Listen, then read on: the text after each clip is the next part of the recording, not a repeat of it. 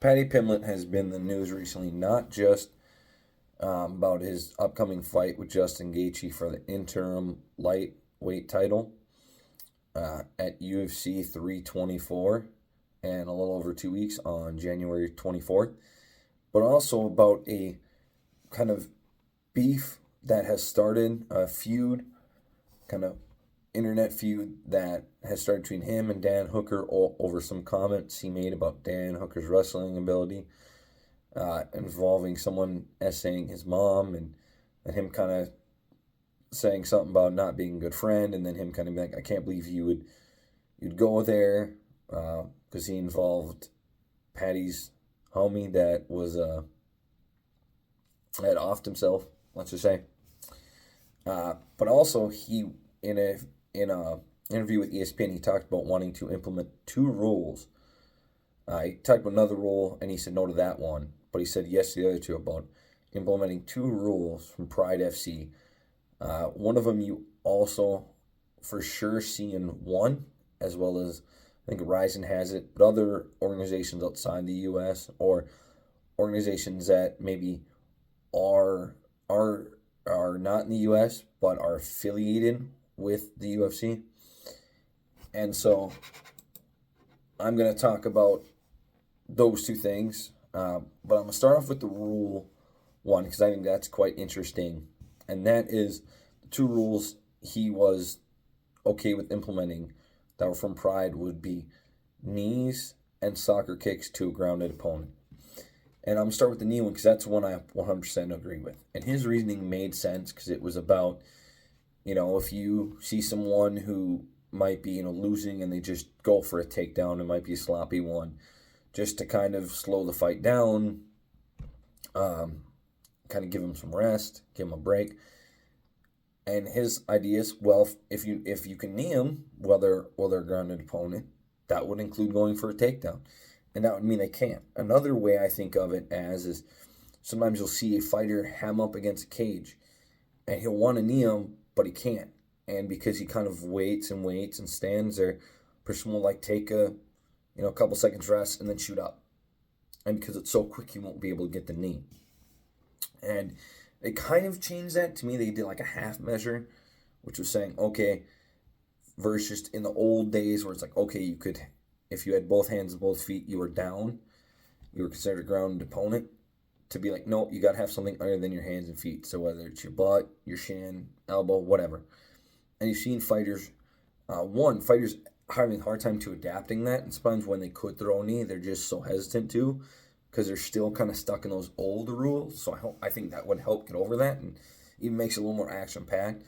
But the other thing is, now versus putting their two hands down, what they'll do is they'll just drop right away. And like I said, they'll wait there for a bit and then explode up. Or if you had knees, in that situation, you just continue kneeing, and it would really force them to move.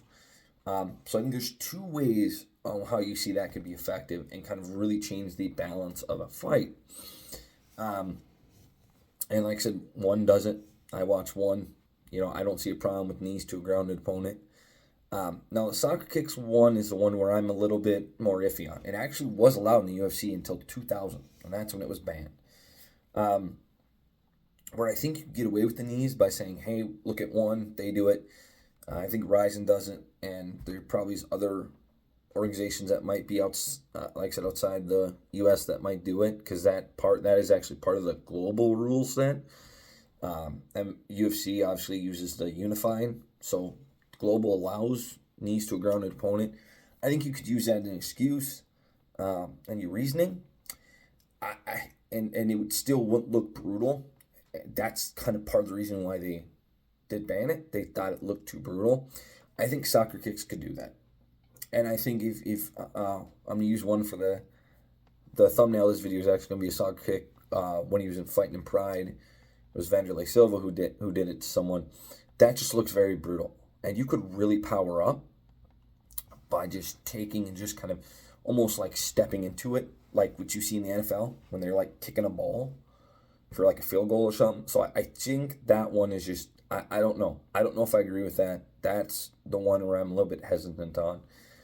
The one he said he didn't want it all, and this one I for sure agree, is head stomps. And his reasoning for the other two was, well, your head can go somewhere.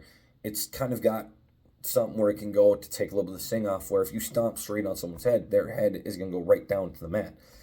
You can't, there's no way you can move your head, and that can be dangerous. And I think, especially back in the day, they could wear shoes sometimes, so that made it even worse. Where I think bare feet, it would take a little bit off it, but I just think that looks way too brutal. I think personally, a stomp should be allowed to the body, like shoulders down, and to like the legs. As long as you're not doing it on the nuts or the private part or the face, I think stomp should be allowed. There's one fight in the UFC last year, I can't remember if it was a man or a woman, who had kicked the leg so bad that it was bruised. You could see that the fighter was having problems walking on it. And when it went down, the other fighter was going to stomp on it. And that's not allowed. They could have done like an axe kick because it would have been striking with the heel, but it couldn't have been a straight up stomp where it's the bottom of the foot. So I think if you're going to do stomps, I wouldn't mind it to the body or to the legs. I just don't think to the head. No, I think I agree with that one, shouldn't be allowed. Like I said, soccer kicks. I don't know. I think that just looks way too brutal, and that could be really devastating and really hard to allow that. So I'm not sure if I'm a fan of that one, and the video and the thumbnail will kind of make it look. You'll get to see, and I'd love to comment. I'd love to hear the comments and read the comments on this video from you guys about whether you like it, whether you don't, what you think, if it should continue or not. But I do think the knees should be allowed. You see them in other organizations. It doesn't look that bad. It doesn't look very brutal or whatever. So I would like to see them. I don't think it will ever happen for sure the stomps, even to the body and legs or soccer kicks. I don't think that would be allowed. And even the knees to a grounded opponent, I don't think that would be allowed, any of those to a grounded opponent. Because when it's brought up about the knees and you hear whether it be referees or other fighters, just kind of be like, nah, thank you. And so I don't think that will happen. But I just think if the knees one, I'm fine with. I would be okay if that got implemented into the UFC. Kind of took that rule from Pride FC, and kind of the global MMA rule set. But I would love to, like I said, hear your guys' thoughts, see what y'all think. If you're down for that, or if you're like, nah, let's keep the way it is. The other thing I want to talk about when it comes to Paddy Pimblett was, like I said, the kind of internet beef, the drama that was started between Paddy Pimblett and Dan Hooker. And how it all started was in an interview with Paddy Pimblett. I think it was with MMA Guru. It was on MMA Guru's podcast when he was discussing his upcoming fight with Justin Gaethje for the interim lightweight title. He mentioned that Dan Hooker couldn't grapple a effing rapist off his mom, and I just think that's foul. I think that's uncalled for. That's unnecessary. You shouldn't go there. You shouldn't be saying that about someone's mom. I just don't. I think you could have either said something else better, like, hey, he couldn't fight off a thief. He couldn't fight off a mugger, something like that. Any of you would have said he couldn't fight off his mom getting mugged. I think I still wouldn't have included the mom. I think you could have just included him alone without including anyone from his family. But that would have been a little bit more palatable, a little more serviceable in my mind. But to legitimately say that's kind of foul, bro. That's foul, bro. You did not need to go there. So he got mad, and I don't blame him. One person said when it came to a comment, a simple hooker couldn't grapple. A simple hooker couldn't grapple would have sufficed. And I agree with that. I think you could have just said that. Like I said, if anything, you could say, yeah, you can fight off a mugger. You can fight off a thief who was trying to rob him. Something like that, where you did include his mama. But you did not need to do that. That's foul. I just, one person that's wildly uncalled for, again, agree. one part I think it's funny, he said, Gaethje, you have one job, and I personally want Gaethje to win myself, but I think it's kind of funny he said that. That someone commented that. Now, his response was, ain't said ish when we were face to face, B. Thought we were mates, but you're not a very good mate, are you? At Paddy the Batty, R.I.P. Ricky. Now, for people who don't know, Ricky is his mate that offed himself. I don't know, lived himself. He actually wore that band. I think it had his Ricky's name on it, and he wore it for, I want to say, Formula 1 fights, or on his way to his fight, and then after on 2024. In 2024, I mean.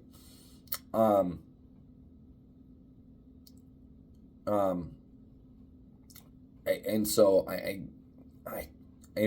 would have kept, that's one of those another ones I would have kept his friend out of it, but you brought up his mom, and what he said was simply just, to me, not even on the same level. I think Paddy said something worse, because all he's basically saying is like, well, are you really good, friend?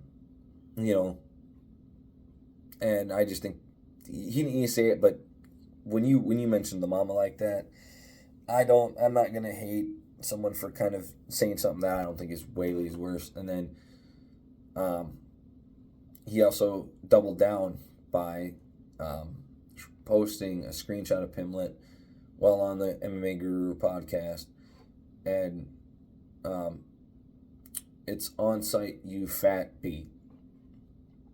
And that irritated Pimblett. That pissed Paddy Pimblett off.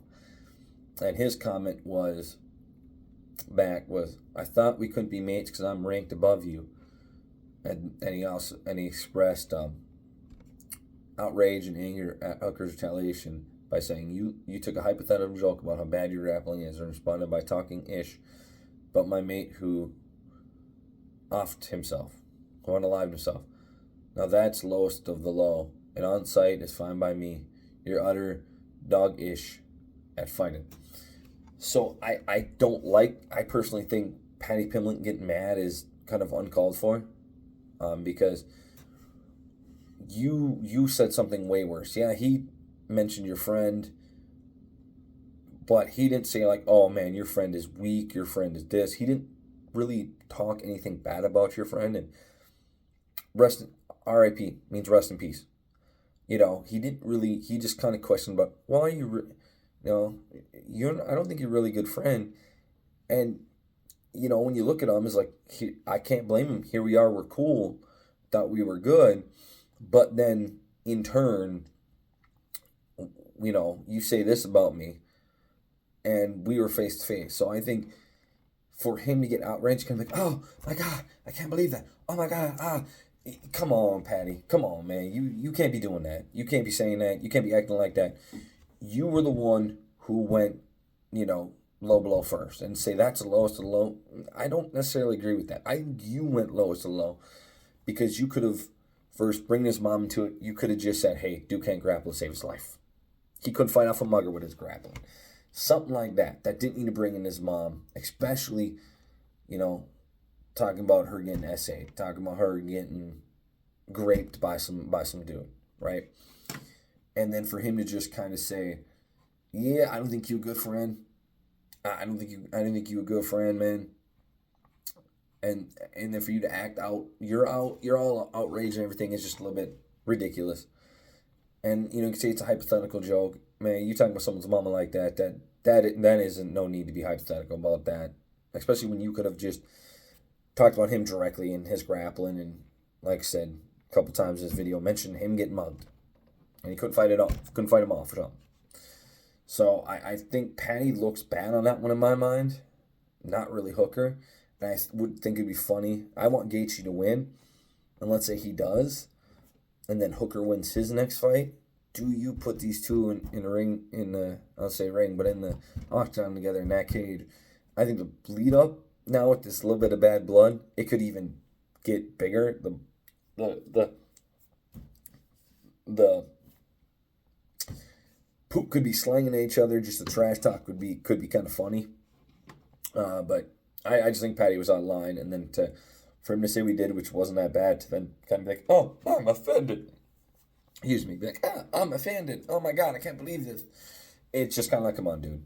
Come on. That's that's a little bit, that's acting like a little B. That's just acting like a little B, in my opinion. And one thing I think is an interesting note for this is, they haven't picked a backup fighter for this fight. And Armin's trying to be like, hey, let it be me, let it be me. And he's kind of said, hey, they're really just trying to keep Paddy safe. They really don't want to put me against Paddy. Even call him a real champion. Or say he's not going to be a real champion, I should say. My bad. He's not going to be a real champion. And that, saying, oh, they're favoring Paddy. They want him to be champion. So I think it'd be fun if Armin, and like I said, I think he should have the next title fight against Ilia Topuria. I said that in my last video. But I think I would love to see him be put as the backup, and then so that if Justin Gaethje goes out, he replace him, and it could be some fun trash talk. But that's it. That's all I got for this video. I just kind of want to talk about his idea of bringing, the knees and the soccer kicks to a grounded opponent that were used in Pride FC, as well as, you see him be used in one. And then kind of this feud with Dan Hooker, and kind of where I thought he went wrong. That's it for me. Kind of going to do a video about UFC 124 gets closer, and I plan to do a video about my thoughts on sparring etiquette here. But like I said, I'd love to see y'all and read y'all comments. But yeah, man, like, subscribe, comment if whether you agree with adding those rules or not, who you think was kind of at fault. Yeah, man, train hard, in and out of the gym, have fun, peace.